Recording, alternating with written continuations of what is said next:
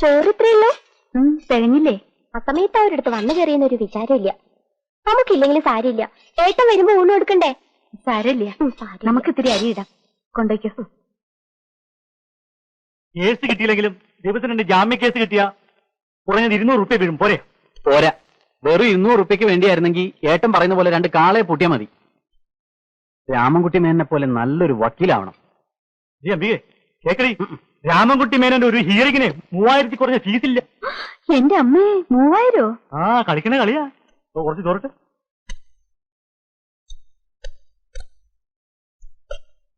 ഞാൻ എണീക്കണു, എന്റെ കൈ ഉണങ്ങി. എണീറ്റു. ഉണ്ണുമ്പോ എനിക്ക് സാവധാനം ഇരുന്ന് ഉണ്ണണം. എനിക്ക് ഇവിടെ വന്ന വിശപ്പ് കൂടുതലാ. അതിപ്പോ എവിടെ ചെന്നാലും കുറവൊന്നുമില്ല. കഴിഞ്ഞ കൊല്ലം പനിയൂർ ചെറിയച്ഛന്റെ മോളുടെ കല്യാണത്തിന് 2ാം മന്തി തുടങ്ങിയിട്ടും ദിവാരേട്ടനിരുന്ന് തട്ട് തന്നെ. അവിടെ പിള്ളേര് കളിയാക്കി പറയണ കേട്ടപ്പോ എന്റെ തോൽ ഉരിഞ്ഞു പോയി. ഒന്നും മിണ്ടാതിരിക്കടി. നമ്മളൊരു പേരിട്ടില്ലേ, ടീച്ചറപ്പായി. അതിനിത്ര കളിയാക്കി ചിരിക്കാൻ എന്താ ഉള്ളേ? ഓടി അവിടുന്ന്. വയസ്സിന് മൂത്താരോടാ കളി പറയണേ? പിള്ളേരുടെ മുഖം കഴിയിക്ക്. വാ.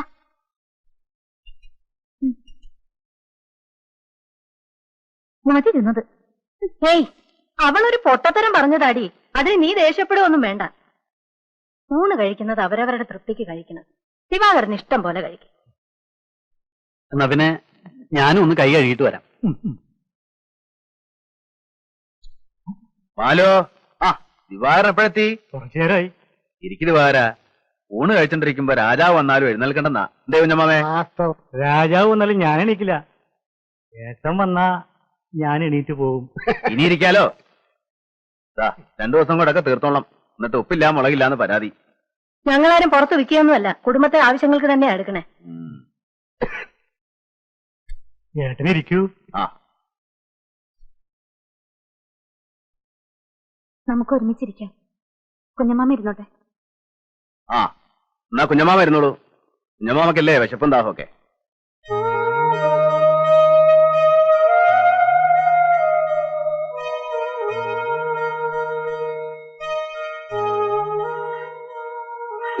ബാക്കി എല്ലാരും ഉണ്ടല്ലേ?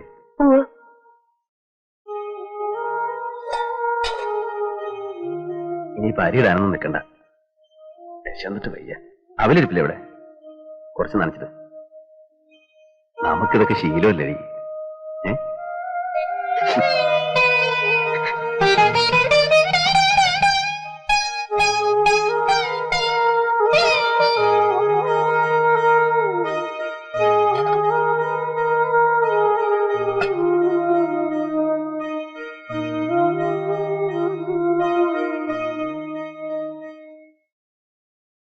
വല്യമാമയെ കണ്ടില്ലെന്നും പറഞ്ഞ് 2 ആൾക്കും വലിയ വിഷമം.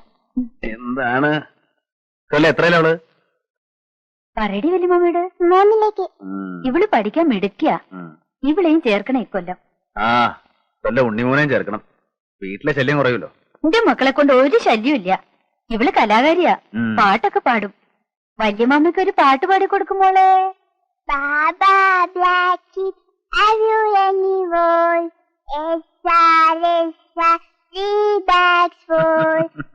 രണ്ടിനും എന്നെയും ദിവാരേട്ടനെക്കാളും ഇഷ്ടം വല്യമാമയാ. ഞാൻ പറഞ്ഞു 2 കൊല്ലം കൂടി കഴിഞ്ഞാ ഇവിടെ നിന്നോട്ടെ. മക്കൾക്ക് നിക്കണോ വല്യമാമയുടെ കൂടെ? വേണ്ട. അപ്പൊ നീ പറയാറുള്ളത് നിക്കണോന്ന്? എന്താ എടുത്തി പാത്രത്തിൽ മൂടിക്കൊണ്ടുവരണത്? ഇത്തിരി അവല് നനച്ചതാ. കുട്ടികൾക്ക് കൊടുക്കടി. വല്യമ്മായി അവല് തരും. കുട്ടികൾക്ക് താഴെ കൊടുക്കാം. അങ്ങോട്ട് വന്നോട്ടെ. വേണ്ട, എന്റെ മക്കൾ അവല് കാണാണ്ട് കിടക്കുന്നല്ല. ഒളിച്ചു കൊണ്ടുവന്നല്ലേ? തിന്നോ. ആരും ഒളിച്ചു? നിന്റെ പിള്ളേരെയോ? കഷ്ടാണ് അമ്പിയെ അങ്ങനെ പറയണത്. മടി. ഇനി എന്നോട് ചോദിക്കാതെ ഒരു സാധനം ഇവിടുന്ന് തിന്നിട്ടുണ്ടെങ്കിൽ അറിയാം.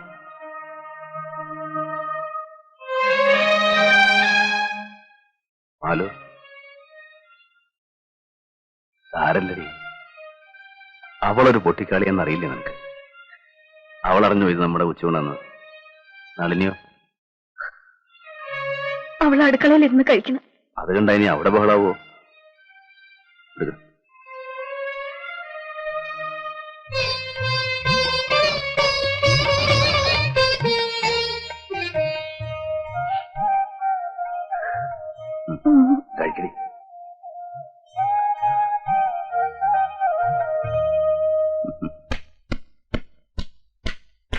കിരീംക 1 കിലോ എല്ലില്ലാണ്ട്.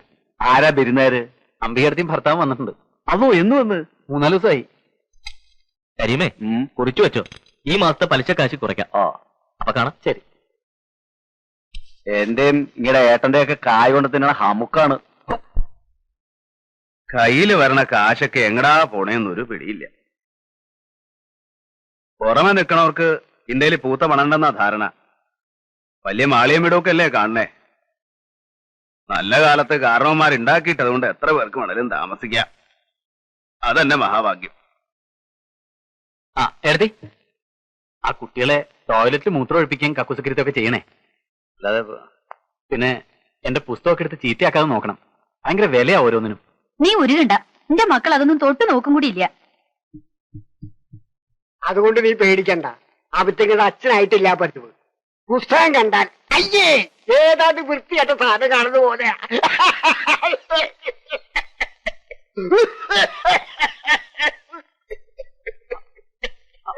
മനസ്സിലായി. അമ്മ കിടന്നു, ഞാൻ ചെയ്തോളാം. ഏട്ടാ,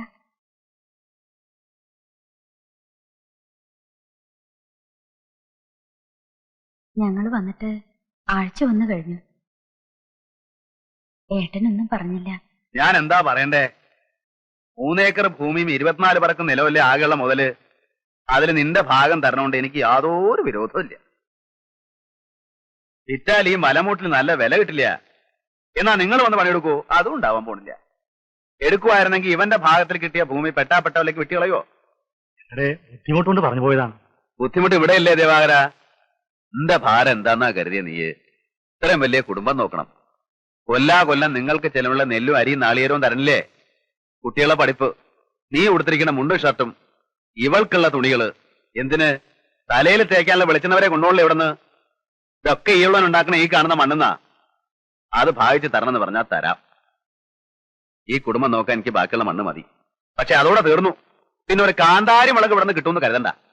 ഇവളോട് ഞാൻ പറയാറുള്ളതാ, ഏട്ടന്റെ ബുദ്ധിമുട്ട് നമ്മൾ മനസ്സിലാക്കണം. എത്ര ബുദ്ധിമുട്ടിയാലും നമുക്ക് 1000-2000 വേണമെങ്കിൽ ഏട്ടൻ തരാതിരിക്കൂ. എന്റെ ബുദ്ധിമുട്ട് പറഞ്ഞ എല്ലാവർക്കും സ്വരിക്കട.